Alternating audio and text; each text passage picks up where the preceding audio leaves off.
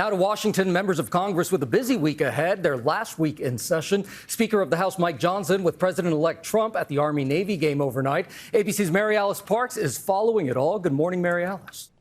Yeah, Gio, good morning. Oh, to be a fly on the wall, there were a number of Trump cabinet nominees and Washington leaders who were huddled there with the president-elect to watch the big game. President-elect Trump was greeted by the crowd at the Army-Navy game with a fist pump and a wave.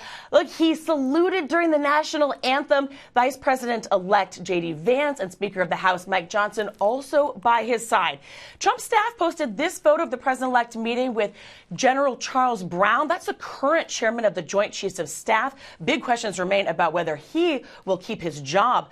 Another guest invited to be in the president's box, Daniel Penny, a Marine Corps veteran who was acquitted just last week of criminally negligent homicide in the chokehold death of Jordan Neely on the New York City subway. That case, of course, sparking national debate. To some, Penny seen as a hero. To others, a white vigilante who choked a black man to death.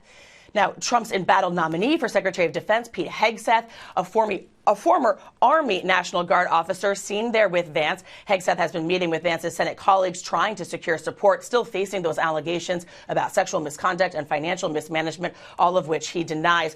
Florida Governor Ron DeSantis, a Navy veteran, also in the stand Saturday, rumored to be also waiting in the wings. He's on the short list to potentially replace Hegseth if his nomination does fall apart. Now, we expect more of Trump's nominees to be back on Capitol Hill this week, and it is such a big week for Congress. Their last week in session, and they have to pass at least a short-term spending bill to avoid a government shutdown.